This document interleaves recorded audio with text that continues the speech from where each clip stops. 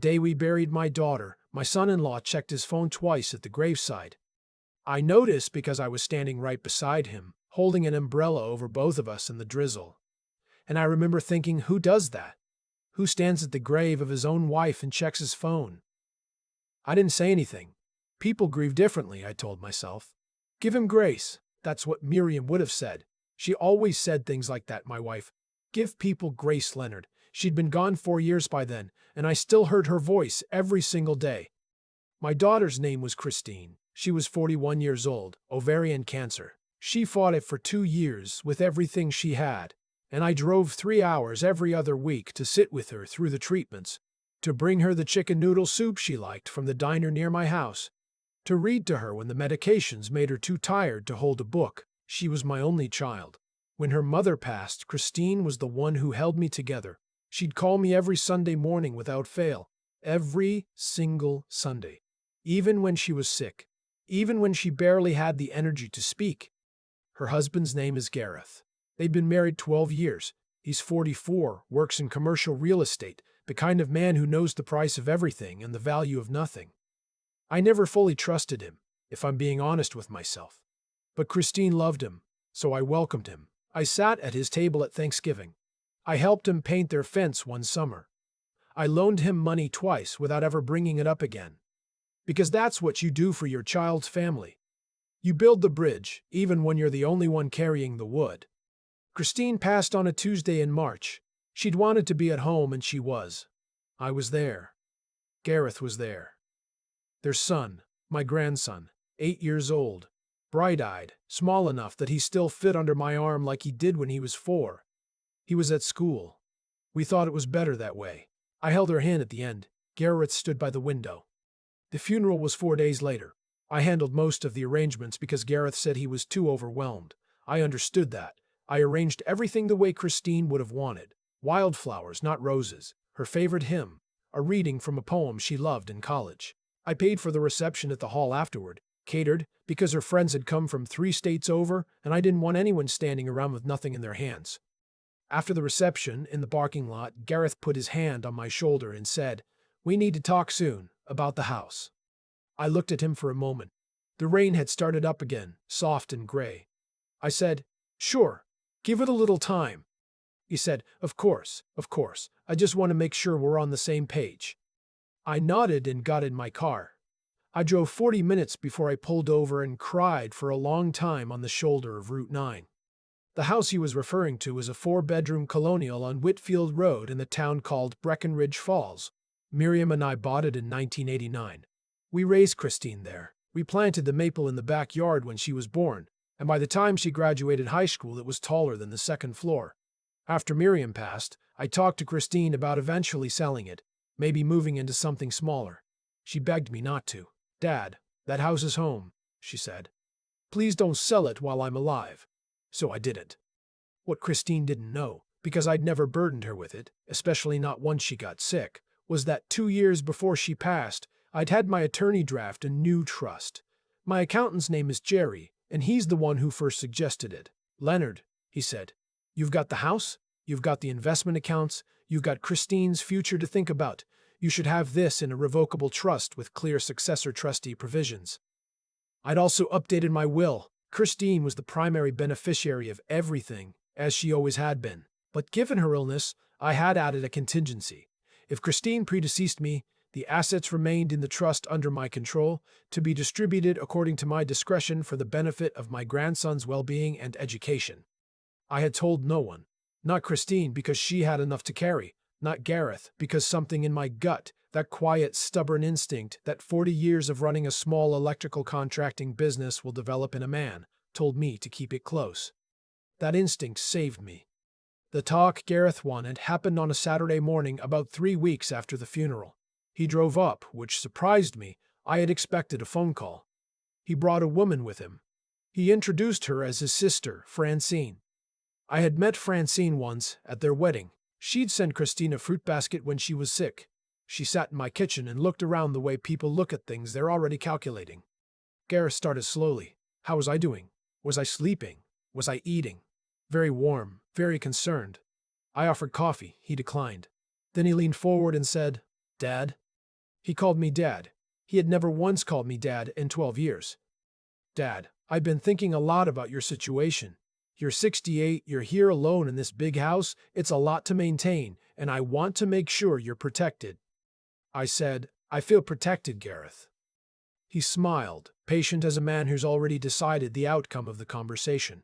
Christine would have wanted me to look after you, you know that. He slid a piece of paper across my kitchen table.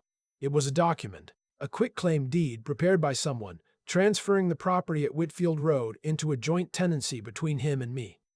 I looked at that paper for a long time.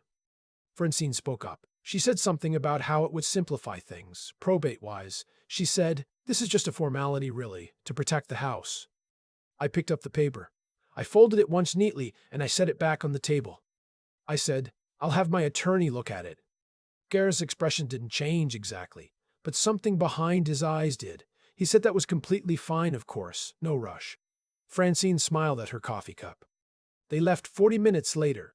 I watched their car pull out of my driveway from the front window, and then I called my attorney, a man named Paul who had handled my legal affairs for 22 years, and I told him everything. He listened without interrupting. When I finished, he said, don't sign anything. Don't let him in the house without someone else present. And Leonard. Does he know about the trust? No, I said. There was a brief silence, then Paul said, good. What happened over the next several months, I will try to describe as plainly as I can, because it still makes me tired to think about it. Not angry, just tired. The way you feel after you've been carrying something heavy for a long time and you finally set it down. Gareth shifted tactics. When the deed didn't work, he moved to presence. He started coming by more often, always with a reason. He was dropping off some of Christine's things. He was bringing my grandson for a visit. He needed to use the garage to store some boxes temporarily. Each time he would find a moment to revisit the conversation. The house was too big for one person. Property taxes were brutal in this county. Wouldn't it make sense to sell, split the proceeds, let me move somewhere, more manageable? He said that word a lot, manageable, as if I were a problem to be managed. My grandson's name is Owen. Wait, no, that name I know from somewhere. My grandson's name is Benji, short for Benjamin. He is the best part of everything that happened after Christine. He has her eyes, that particular shade of brown that goes warm in sunlight, and her stubbornness, which I mean entirely as a compliment. During those months, Gareth would sometimes bring Benji by, and I don't know if he did it deliberately as a kind of leverage. Look, here is the thing you love most. Cooperate and you keep access to it. But I made sure never to let that calculation show on my face. I just knelt down and hugged that boy, and let everything else be secondary. One evening in September, Gareth arrived unannounced. It was after 7. Benji was with him in his pajamas, and that alone told me something was wrong. Who brings a child somewhere at 7 in the evening in his pajamas, unless something has shifted in the plan? Gareth sat at my kitchen table, and this time he didn't warm me up first. He said, Leonard, I've consulted with a lawyer. The house. Christine lived there. We were married. I want you to understand that I have legal standing here.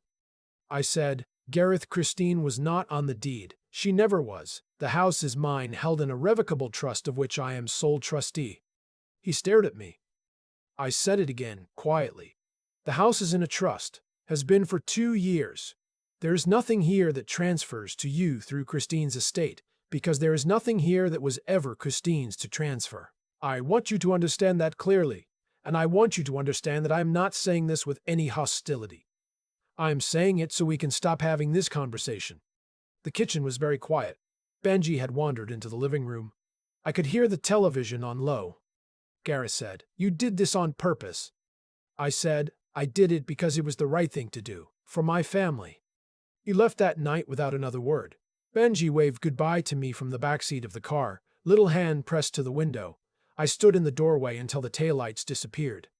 I want to tell you about a man named Clifton, because this story isn't only about what I lost or what I protected. It's also about what I found. Clifton is my neighbor, has been for 11 years. He moved in after his own wife passed. A retired high school principal, 72 years old. A man who walks his dog every morning at 6:15 and always waves. We were friendly for years in the way neighbors are friendly. Hello over the fence, a wave from the driveway, I'll grab your mail while you're away. After Christine passed, Clifton started leaving things on my porch, just quietly. A container of soup, a newspaper, once, inexplicably, a small pot of rosemary he'd started from a cutting. No note, just left there. I didn't say anything about it for a long time. Then one morning I saw him in the driveway and I said, "Clifton, thank you." He just nodded and said, "You'd do the same." He was right. I would have. Over those months, Clifton became the person I talked to, not about the legal things. I had Paul for that. But about Miriam and Christine and the particular kind of loneliness that lives in a house where the people you loved used to be. We started having coffee on Saturday mornings. He told me about his own son, who lived in another state and called on birthdays. I told him about Benji and about the Sunday phone calls from Christine that I kept reaching for like a phantom limb, picking up my phone on Sunday mornings and feeling the absence of it like something physical. I don't think I would have made it through that year in one piece without Clifton. I want to say that plainly. Gareth did not disappear after that September evening. He retained an attorney of his own, someone who sent Paul a letter in October claiming that Christine had maintained a significant contribution to the household on Whitfield Road through her visits and emotional investment, and that Gareth had grounds to challenge the trust on the basis of undue influence. Paul read me the letter over the phone and then said very calmly, "He has no case, but he knows that. He's hoping you'll settle to make it stop." I said, "I won't settle." Paul said, "I know, I just wanted to make sure." What troubled me more than the legal letter was what happened with Benji. In November, Gareth stopped bringing him by. No explanation. No response when I texted to ask about a visit. My grandson was 8 years old and suddenly he was just gone from my life, replaced by silence. I drove by their house once and saw the lights on, Benji's bedroom window bright at 8 in the evening. I sat in my car at the end of the block for a few minutes and then drove home, because what else could I do? Paul told me that as Christine's father, I could file for grandparent visitation rights in our state. It's not automatic. You have to show that the relationship is established and that denial causes harm, but the statute was there. We began preparing the filing. Gareth's attorney apparently did not expect that. 2 weeks after we filed, Gareth called me directly. No attorney present, just him on the phone, and his voice had changed. The performance was gone. He sounded like a man who was exhausted by the version of himself he'd been performing. He said, "Leonard, I think we need to reset." I said, "I think so too." We met at a diner, neutral ground. He came alone. I came with Paul, which surprised him, but he didn't object. Gareth said he dropped the trust challenge. He said he was sorry for the letter. He said, and I believe this part was genuine, even about a man I no longer trust, that he was struggling without Christine, that everything after her death had felt like falling, and that he'd made bad decisions in that freefall. I said, "Gareth, I understand grief. I buried my wife and then I buried my daughter. I know what falling feels like, but you have a son, and that boy needs his grandfather." Gareth was quiet for a long moment. Then he said, "You're right. There is one more thing I want to tell you, and it's the part I've thought about the most." A few weeks before Christine died, on one of my visits, she asked me to sit with her on the back porch. It was one of those late winter afternoons that pretends to be almost spring, still cold, but the light was different, softer. She had a blanket around her shoulders. We didn't talk about anything serious for a while. She asked me about the maple tree in the backyard, whether it had made it through the winter. I told her it had. Then she said, "Dad, I need you to promise me something." I said, "Anything." She said, "Promise me you'll be okay. Not performing okay. Actually okay. I need to know you'll let people in." I told her I would. I meant it in the abstract, the way you mean things you're not sure you're capable of. But I think about Clifton and his pot of rosemary. I think about Benji sitting next to me on the porch last month, eating a popsicle and asking me very serious questions about whether ants have feelings. I think about Paul, who has been my attorney for 22 years and who fought for me without once making me feel like a client. I think about all the people who showed up quietly, without announcement, and stayed. Christine knew. She always knew. She knew I was the kind of man who could receive love if someone handed it to me directly enough. She was asking me not to close the door. I didn't close it. The trust is intact. The house on Whitfield Road still stands. The maple is budding again. It does every year without fail. Benji comes over every other Saturday now, per an agreement that was never written down because it didn't need to be. and we watch old baseball games on the television, and he falls asleep on the couch before the seventh inning every single time. Gareth and I are not close. We are not going to be. But we are civil, for Benji's sake, which is enough. I don't need him to be my family. I've stopped needing things from people who were never going to give them. What I needed was already here. On this porch, in this house, under the same sky where I first held Christine as a baby 63 years ago and thought, this is everything. This is the whole thing right here. She was right. It was. And it still is. I keep coming back to that moment at the kitchen table. Gareth sliding that quitclaim deed across the wood like it was nothing, like 40 years of my life in that house could be folded into a piece of paper and handed back to me as a formality. What I've learned, sitting with all of this, is that life has a way of returning things to their rightful place. Not through luck, not through fate in any mystical sense, but through the simple, stubborn logic of cause and effect. Gareth made choices.